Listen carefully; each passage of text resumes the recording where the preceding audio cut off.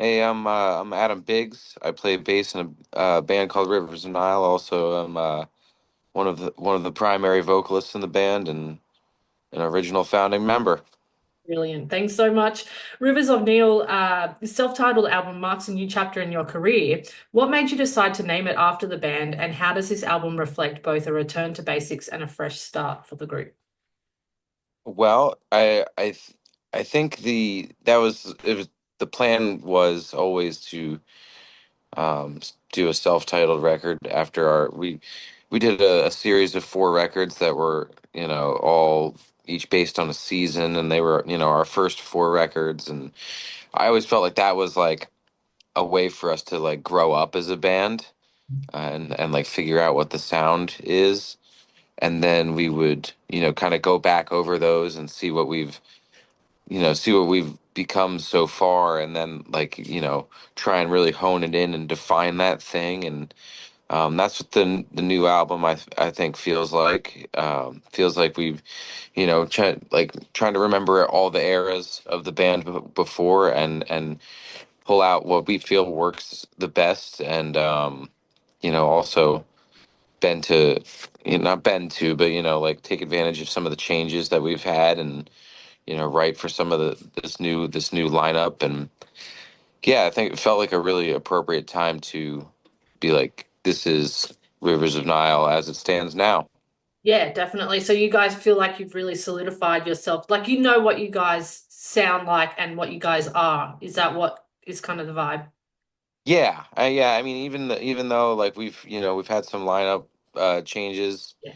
in the past couple years and stuff, I think we still have a really strong musical identity, and we really just the mission is still the same Mhm. as it's always been. And yeah, we just wanted to like it almost feels like with this new lineup and everything, it feels like almost like a first record, which is like a good time for a self-titling, I suppose, as well.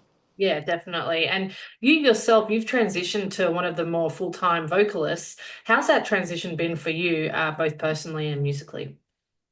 For me, yeah, it's been a lot. It's been a big journey, having to step up to like sing like a pro singer, like sing a full set, like an hour long set, night after night on a tour, is it's a tough thing to step into. It's also to also maintain my previous role in the band and keep up the quality of the bass playing and everything. It took a lot of preparation and practice and research, and trial and error with especially with my voice, and trying to figure out how, like, because I've always done like background vocals, and like there's been like little sections where it's just me and stuff like that. But I wanted to get something that like works a little more dynamically, so I had to work to develop my voice, as it's going to sound for entire songs, um and give that all a lot of thought. And yeah, I mean, it's tough. And personally, like, it was interesting because I've been played hundreds of shows with Jake, and we've been working together for so long that it feels a little like it's hard for me to do this in a lot of ways, because it is such a massive change. But it's been such like a nose to the grindstone kind of thing, where I don't really think about it too much. It's just like it is very much basically the show must go on. Yeah. And yeah, we just gotta, we feel compelled to not stop. And everybody, we thought about maybe even like replacing a vocalist at one point, but I think the band just like we just were comfortable with each other and just wanted to keep the unit smaller. And so, I mean, but yeah, so it's been a crazy thing, but it's turning out really cool, and I think we're all enjoying this new configuration. Yeah, that's awesome. And I've always wondered, obviously, it must be really hard when you're trying to play an instrument and sing. Has it gotten to that point yet for you though, where it's like second nature, like you can do it easier? Yeah, I mean, it's all depends on like song to song. It's like a lot of parts are, it's a lot of like this part's a lot easier to play and sing and then this one will be like something that really clashes and that's a Yeah, really I've got to really practice the hell out of it. So it's not like it's I guess it's gotten easier to where like it does like I can just play and then just think about the music as a whole and just kind of do it. I guess my skill in that has grown, but it's just like another thing I need to practice. Like I'll get a song down on bass first and like really get that like nailed down, so I don't have to think about what my hands are doing so much, yeah, and then start and listening to vocals the whole time. Never yeah. practicing to an instrumental and just making it so like it's second nature. It's up in my head the whole time. Yeah, yeah, that's so cool. And what about Andy joining the band? How has that influenced you guys? I mean, I think it's had a big influence. Like we were, really excited to have him. Yeah, After he had approached us and told us that he really, he wanted the gig. It was just like immediately when the wheels started turning, I'm like, well, what does that sound like? What is, yeah, because he's a major factor in he brings a lot of his own thing, like whether it be riffs and song ideas and or like his voice is very distinct. So I had to start thinking, well, what does it sound like when he is in our band? I mean, he was, he sings in the beginning of like our most popular song, and so like it's already been tried out, but yeah, this so but having him around is it's like I wanted to rise to the challenge and be like, this guy, everybody knows this guy can do awesome work, but I want him to do awesome work with us and have it please fans of his own and fans of ours as well. yeah, yeah. And back to you on your vocals for a minute. I believe, was it the first track you sang on was Suborbital? Yeah, yeah. Yeah, yeah. So what was that like? And how did it set the tone for the rest of the album? It's that song was the first song that we'd written with this lineup for the band. The riff was something that Andy brought in, and then we all kind of hammered out the song structure. I had a lot to say about about the way it was handled, and then I just felt like this. It called for this sort of like operatic kind of singing stuff going on, almost like Queen kind of thing. And then also with the harsh vocals being the bedrock there. So bringing that song to life felt really cool, like having everybody actually like it's like everybody's playing and singing. It kind of turned up to 11, and like yeah, we did it in the studio. And then I was just immediately like, wow, this sounds I was really proud of it. I thought, I was like, maybe this thing could work. And then when we put it out, people seem to really respond to it. And Yeah, naturally, people, so there's some people who don't like change, or like need some time to warm up to these things, but I thought it was overall really well received, and that was really encouraging. Hmm. yeah, yeah. That's awesome. And with you guys, is it a collaborative effort on every track, or is it sort of just one person that's like, this is the direction, this is what we're going to do? It depends on the song, like if it's like an idea that like because a lot of times like what'll happen is Brody will write, or our other guitar player Brody will write a bunch of little snippets, and he will he'll just demo them out, like maybe an idea that's like 45 seconds or like a minute or something like that, and then I just kind of sift through it, and I'm like, this is good, and then like sometimes it just takes like maybe like there's a few songs where like we had an idea rolling that was based on something Brody had, and then like Andy added a little of this, and then maybe I help finesse the actual structure of the song, and like, because sometimes Brody will hit a wall and just be like, I don't know what else to do, and I'm like, oh, it's, to me it's obvious, you do this, this, and this, Yeah. and it gets us through to the song. But so it's collaborative in that way. But it's like, sometimes we'll just like sit there, on a Zoom call, and like just talk about a song. Nobody's got an instrument at all, and we just like kind of talk about it, and that's how the songs get written. Yeah. Yeah, that's So yeah, some of it, but sometimes Brody will just like write a whole song, and it's just that's like there. American Death was just like pretty much bang, like there, it's done. I think I had a couple little tweaks, but usually the first half of a record is like it's really collaborative, and then usually like halfway in, Brody like kind of gets the vibe, and he just starts like, yeah, like this is what happens next. Yeah, yeah, definitely. And so, do you want to tell us a little bit more then about with this new album, the sort of themes behind it or how the songs came about? Yeah, it's the songs all seem to just sort of like, it was just like one day it was just like bam, they're all done, and I was, it's just like, whoa, what, like they're like, what, how did this happen? Like we were just we were just talking about them, like texting back and forth about these little snippets of songs, and discussing them, and then all of a sudden it was like, damn, there's 10 of these things, okay. Like, and then like, so I just started doing my thing where I'll like go for a run or something, and I'll just be listening to the demos constantly and just thinking about them.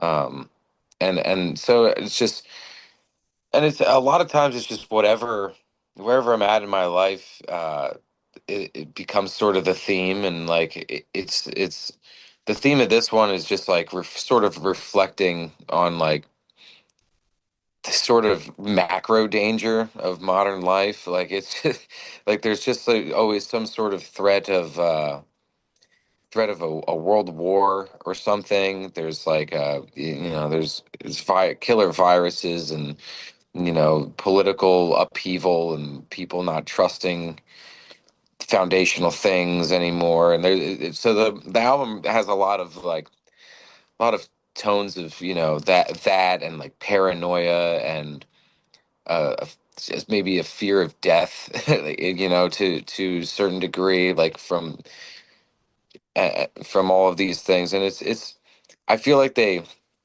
it's not like in previous albums, maybe we've had sort of this story that's happening. Yeah, So like this song leads to this song, and like there's like a series of events, but this one feels like a little more, like I feel like they come from the same perspective, the same, you know, reflection of what modern life is like, and in my experience anyway, and what I can tell from those around me.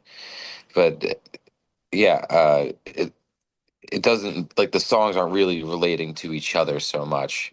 It's they all kind of have their own touches, and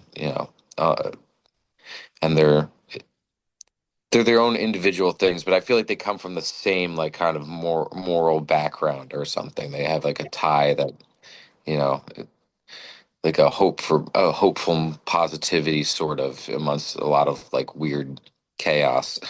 yeah, yeah. No, it's definitely a very current feeling amongst a lot of people, I think, with everything going on in the political sphere and more. But you're saying that there's kind of you guys are injecting some sort of positivity into that. Is that correct? Yeah, I mean, I guess listening to it, I feel like there's maybe that focus on the despair of it, but it's not like saying it's a good thing. Like Yeah, it's sort yeah, of, there's a lot of these pitfalls in modern life, and it's sort of, I would like to think that it's maybe a warning just to not give into those sorts of things, and maybe to think about the world around you in a little more of an open way. And you know it's hard to say. Like I'm trying to say what I feel on this album, but there's it's clouded with a lot of fears and paranoias and all sorts of things. But I think that that's a kind of human way to look at it. yeah, yeah, definitely, especially in the climate right now. And I had listened to the album. I got to listen to it probably before quite a few people, so that's really exciting. And I did feel like I noticed there was some new instruments in there. Is that right, or am I just imagining that? No, no, I believe this is the first time we've incorporated some banjo here and Yeah. there. Yeah, our the guy who sells merch for us, our good friend Stefan Lopez. He was hanging around the studio. He happens to be a fantastic banjo player, so he just threw down a little bit here and there, and that was cool. Um, I think as far as new things, we've had the saxophone, but it's a new saxophone player than normal, and I feel like Patty has a different. It has his very really has its own flavor compared to our previous stuff, which I really like. Yeah. And yeah, it's the rest of it. Yeah, it's very like we have some cello and some spots, and I feel like there's parts where we use the sort of layered clean vocals as almost a kind of its own instrumental texture. Mhm. Uh, yeah, but yeah, it's a pretty familiar bag of tricks. Other outside of maybe banjo and maybe a different keyboard setting here or there, Yeah. but Yeah. yeah, but No. it's a lot of stuff that we've used before, but just in different ways. I feel like. Yeah, yeah, totally. I could definitely notice them coming through. And you mentioned before the saxophone, and I was like, no, but I know you guys have had saxophone before, but it must be because it's a new person playing it their own way. That's why. Yeah, so I think Patrick has a little darker, more like he calls it kind of slurry tone. Like Yep, it's a little like smokier. I think that's a and good I one. like that. I like that quality a lot. I'm really excited with what Patrick brought to the record on this one. Yeah, wicked. And I think Brody mentioned that for this record, he wanted to ensure the songs would hit hard live before adding any extra elements. How did this approach change the writing, the production process compared to your previous albums? Yeah, I mean, I think we did think a lot about the play, the way that these songs would play in a room more so than our last two records, especially. We kind of, I think on Owls and the work, we both of them, we were at points where we were like, I don't know if we can play any of this stuff live because it's so densely, orchestrated and stuff, and but we just didn't really, and like we just didn't care. We just did it anyway, and like that yields varying results. I think sometimes it's like you can really bring a live audience on a journey with you, and sometimes they're just kind of like waiting for the next crescendo to happen. And this I've for this one I felt like there was a lot of us, especially after the last record is being sort of like pretty flowery and like um take it took its time in a lot of spots, and we play that kind of material live, and I think people were into it, but like at our core we're a metal band. Like, Yeah. and even though we like to explore other territories of it, when we get up on stage live it's just like we just turn into metal cavemen. And so I think writing on this new album felt more like that, like we're looking for that mosh pit response this Yeah. time around. Yeah.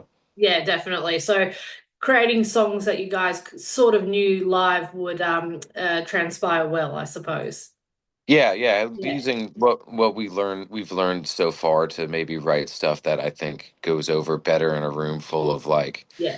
really like Yeah. excited, sweaty people. Yeah. Yeah. Yeah, that makes sense. And do you have a favorite memory at all on tour, or do you have something, your favorite thing that a fan's given you? Oh, I say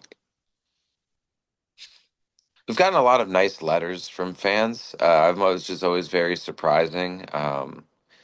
Like we had a really nice letter just delivered to our green room in Berlin on this last tour that we did, and it was just like, for somebody to sit there and type something out for you and tell it just to tell you how much they appreciate it, what it is you do, like that's awesome. Like I mean, like it just co-runs so counter to like sometimes you can get stuck going down a rabbit hole on Reddit, reading things about, Oh, that people hate about you. yeah.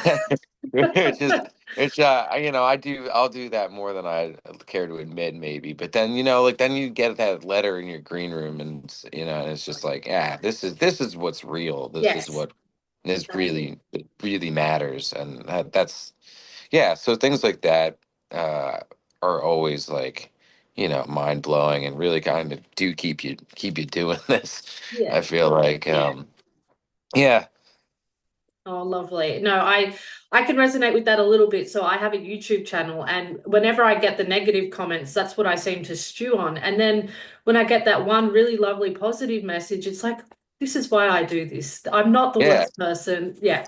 Yeah, and the comment sections are tricky too, because like you'll see, like I'll see like walls of just positive stuff, but it's so like brief. It's just like sick. This is awesome. Which anybody typing that out and sending it is like, that's amazing. I can't Yeah. believe you took the time to do that.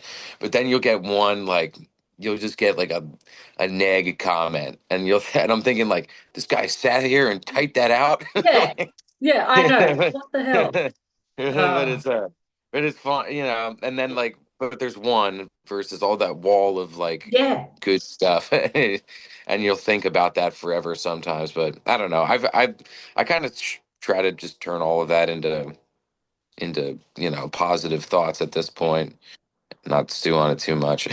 Yeah, good, good. And sorry. Do you have a favorite song you're looking forward to off the new album that you're excited to play live? Yeah, a couple, honestly. Like I think a few of them are going to be really fun. Uh, in particular, Despair Church is definitely, that's one of my favorite songs that maybe we've ever written. So I'm really stoked for that, to do that live. Um, I feel like we can make sections of that sound really cool and huge. Um, some of them that I'm a little anxious for because they're tough, but it's fun. But like, the song Dust Man's really hard, but Yeah. it's, that's gonna be it rips. Is another one of my favorites. Yeah. Yeah, it's So really complex, and there is a few songs, quite a lot of songs. But I've thought that about some songs on your other albums as well, that they are really complex, but you guys do manage to just, yeah, play them and play them well. So yeah, I mean, that's what I focus on as a musician at this point in my life, is just remembering Rivers of Nile riffs. yeah, Like, so, yeah, it's like I'm not like out here learning, you know, like learning other people's songs. so yeah, I'm My job is to be as good at those songs as possible. So they can be yeah, pretty complex. I could fit a decent amount of it up here for a while. yeah.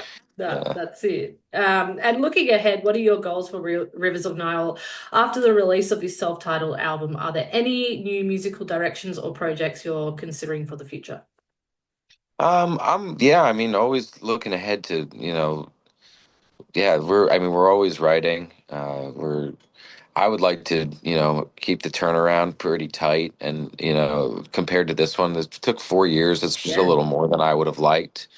So hopefully, I mean, I feel like this album is like it kicks ass. And I feel like it's a bit of a palate cleanser, and I feel like from here on we can do some really more interesting things. right. Not, I mean, this album I feel is very interesting, but I feel like, Rivers is kind of getting in this groove where we're about to start. I feel like maybe about to start getting really out there, and I would try to kind of like to get back to that. But yeah, just the goals is just to keep making this stuff and making it as good as we possibly can, and hoping that it can take us, wherever in front of people to play. Yeah, yeah, wicked. And is there any chatter of an Australian tour, possibly? uh, uh, we're always on the lookout, for the right behind the scenes, offer for that. We've been twice and Yeah, we've loved it, and yeah, we would not hesitate to return as long as it makes sense. We would love to come over and headline. and so we'd like to keep an eye out on that. But yeah, as of right now, nothing. Hopefully next year, because this year's looking pretty booked. Yeah. But hopefully next year. Yeah. Oh, wicked. We'll hold you to it, but I know the logistics things of site, it can be really hard We're since you guys are so far away. Aus- Australia is always in our hearts and thoughts, so Oh, good. it'll happen. Oh, lovely. Oh, Adam, thank you so much for your time today. It's been such a Yeah, yeah. pleasure. Thank you.